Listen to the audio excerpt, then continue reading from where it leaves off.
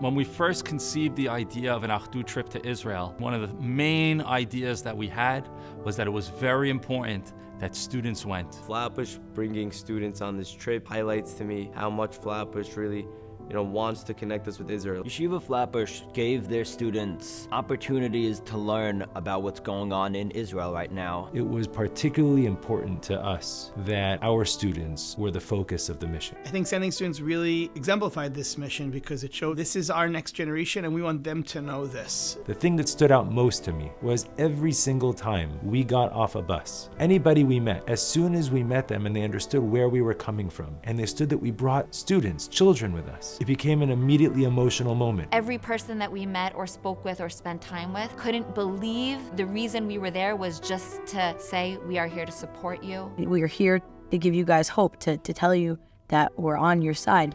Yeshuv Shlomit, a settlement in the south of Israel, had to be relocated because of October 7th. And the entire community now of about 400 people are living in this 5-star hotel and resort. So when we got there, we came with a lot of duffels of goodies, toys and arts and crafts and candies and socks. It was as if their world just changed on a dime. One of the most inspiring moments for me, or happiest moments for me there, was when I saw a bunch of the kids fighting over, we had given out candy and other toys, and they're fighting over the flavors of Mike and Ike's. The mom was so happy, she was smiling, so Rabbi Hertzberg asked her, why are you happy to see your kids fighting? She says, all brothers fight, it's perfectly normal. So it's the first time that she's seen her kids to have some normal childhood experiences. I sat down next to two beautiful, sweet, friendly women, and of course, it just so happens those were two of the widows of Shlomi.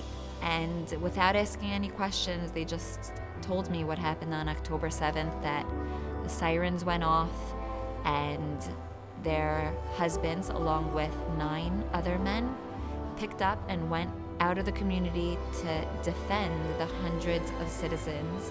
And once they did that, they realized that the town next door, called Prigan, was elderly people who did not have a defense system. And without hesitation, they picked up and went to defend that town as well.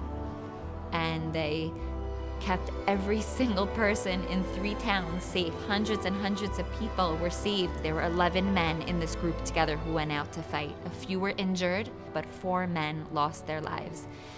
They left behind 4 widows, Sophia, Neora, Nechama, and Dana, and 15 young children who do not have fathers now. These people went through such atrocities, such tragedies, and they took these experiences that they had, horrific experiences, and they used them to inspire us to spread positivity. I remember one of the Almanot telling us, look, if we don't maintain some level of Achdut, of some level of unity, of friendship afterwards, my husband's death would have been in vain. Getting to hear their brave, incredible stories firsthand and being able to offer them just a tiny bit of hope and comfort was really amazing. Seeing all the people that were misplaced from this kibbutz is not such a great sight, but to see how they're all so strong and united, they're all together. They were so happy.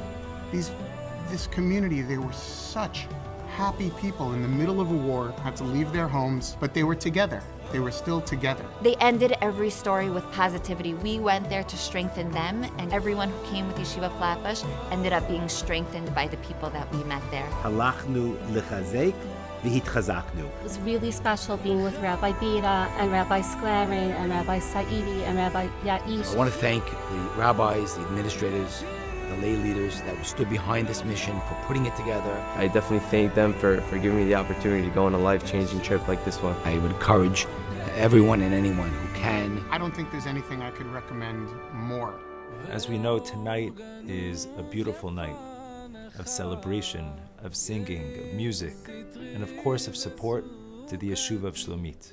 Our support tonight, Be'ezrat Hashem, is going to show them the support that is necessary to Be'ezrat Hashem rebuild this town. That we should build a Beit Knesset there, and more than anything that we're going to dance together next Shmini Atzeret with Sifrei Torah in Shlomit. Be'ezrat Hashem tibaneh v'tikonen b'mehera b'yameinu amen.